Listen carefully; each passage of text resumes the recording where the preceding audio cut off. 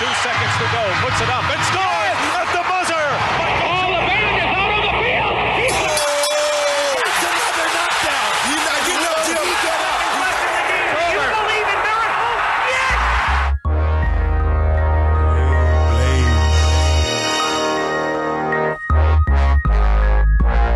The All Things Sport Podcast with your hosts, Damian Banks and Pierre Banks on Speaker Radio. What's up? What's going on? It's the All Things Sport Podcast, and I'm your host, Damian Banks.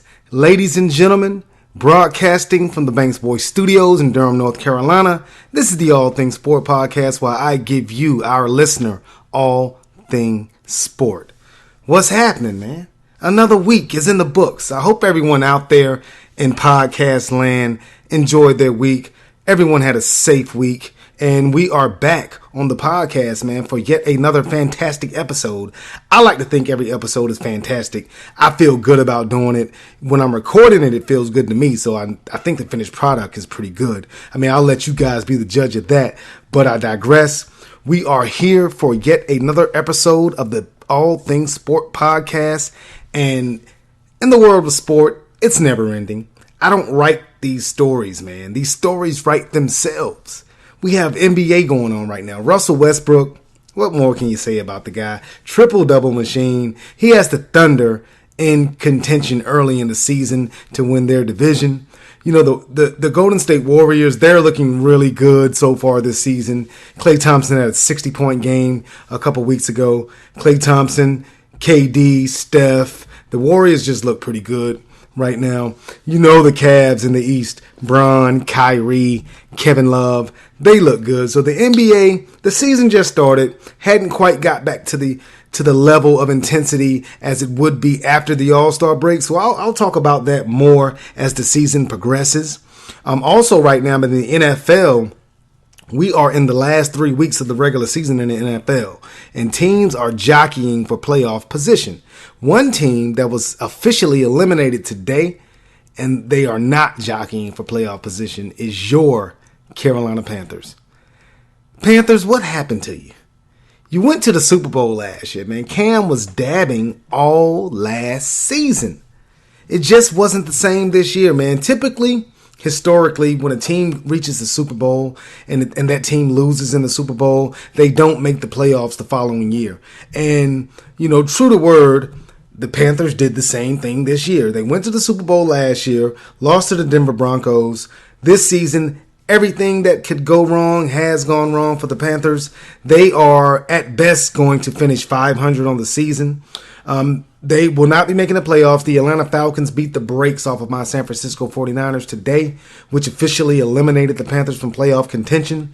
So, you know, no playoffs for the Panthers. So the best thing that the Panthers fans can hope for these last 3 weeks of the regular season is for the Panthers to win, finish out the regular season at 8-8, and for them, the Carolina Panthers fans, to get half off of Krispy Kreme glazed donuts, you know, on the day after the Panthers game, because they are not going to the playoffs this year. One team that is going to the playoffs, I mean, this is no surprise every year, Billy Badass Belichick and Tom Terrific and the New England Patriots, winners of the AFC North Division once again. They seem to like win that division every year. I think this is like their 8th straight division title. So yeah, congrats to the Patriots, all their fans. Got several loyal listeners that are Patriots fans. TJ Hardiman and his wife Daphne, they are loyal Patriots fan. One of my coworkers, his son Savion, he is a Patriots fan, loves the Patriots. So congratulations to their fan base. Yet another division title. They are going to the playoffs as well. But a lot of teams are jockeying for playoff positions. The Pittsburgh Steelers and the Baltimore Ravens, they're neck and neck right now in that AFC North division. Or is it AFC North, I believe, or South? I don't even know the name of the division. I'm supposed to be an all things sport guy, but I'm messing up on the divisions right now. But you know that the Steelers and the Ravens, they play good football, and it's going to come down to the last 3 weeks of the season to see who makes the playoff between those two guys, who's going to win their division. So, man, the NFL is getting down to the last couple weeks, and we're really excited right now. I am watching the Dallas Cowboys and the Tampa Bay Buccaneers right now. The Cowboys have a 10-3 lead midway through the second quarter. Got two young quarterbacks playing in this one. Dak Prescott for the Cowboys, Jameis Winston for the Buccaneers. The Bucs are right now trying to keep pace with the Atlanta Falcons in the NFC South.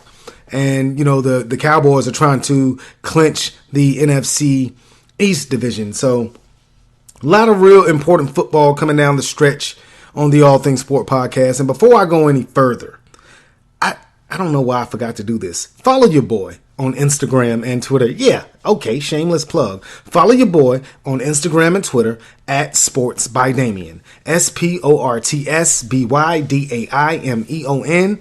You can follow me on Instagram and Twitter. Go to the website, banksboy.com. Download this podcast. Download all the other previous podcasts. We have a YouTube channel on there.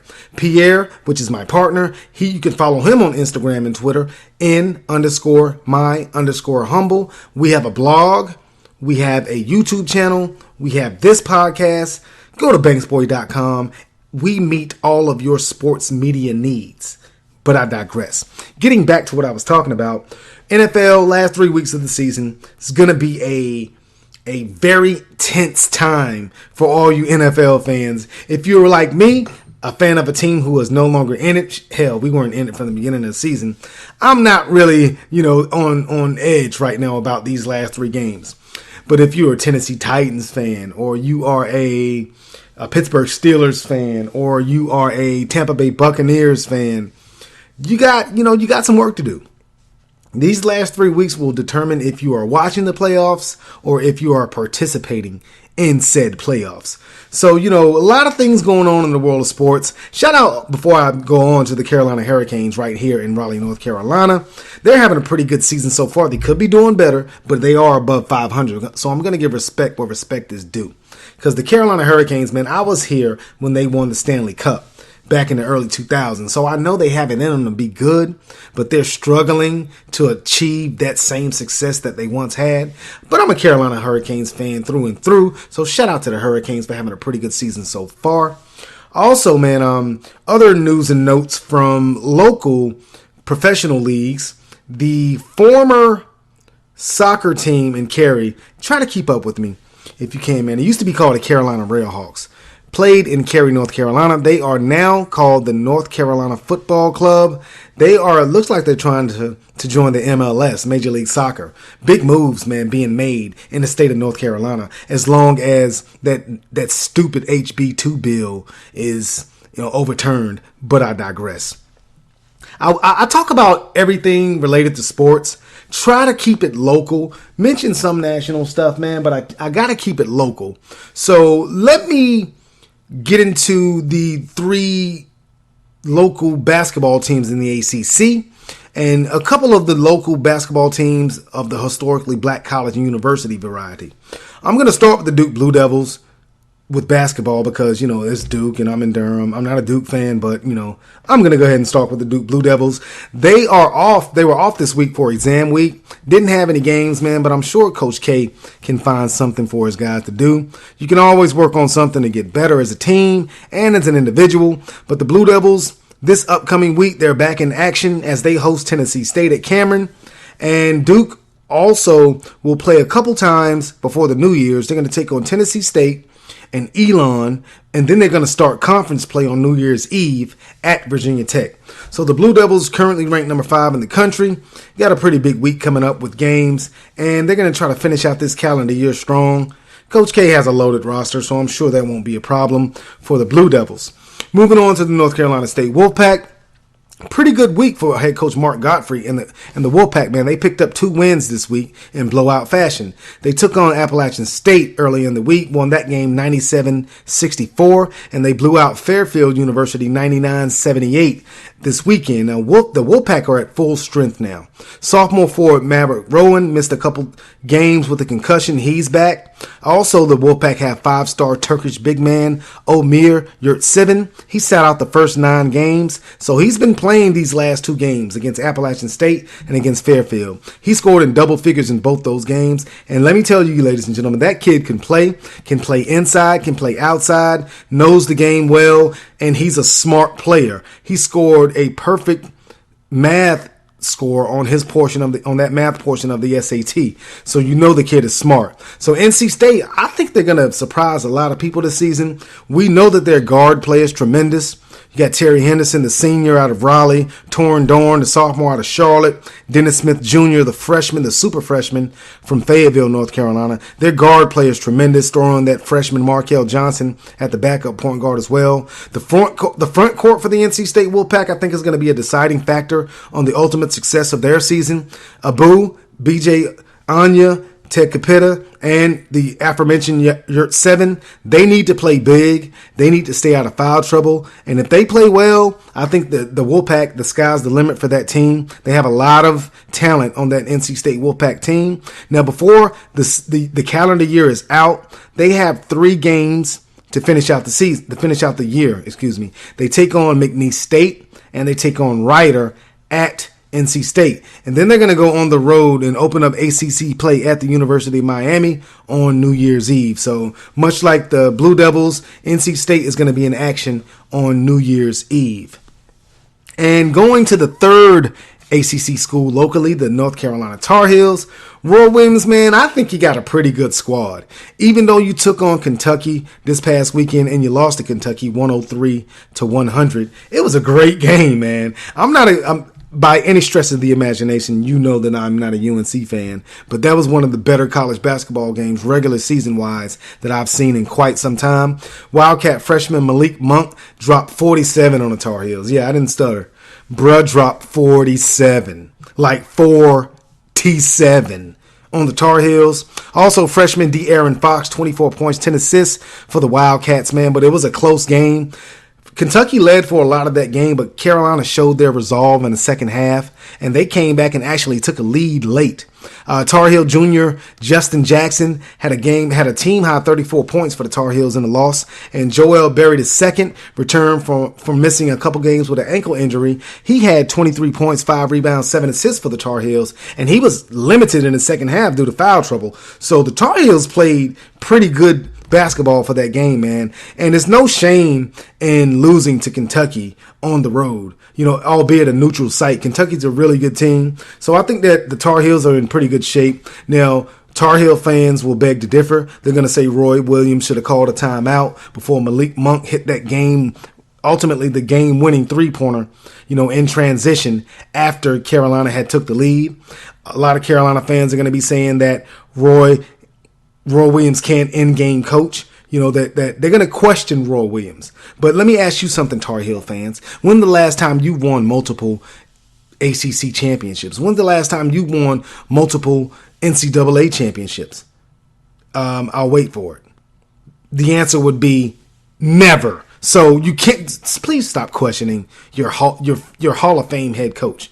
I mean, you seem idiotic and childish when you do so. But I digress. So the Tar Heels are going to finish out their calendar year with games against Northern Iowa and Monmouth.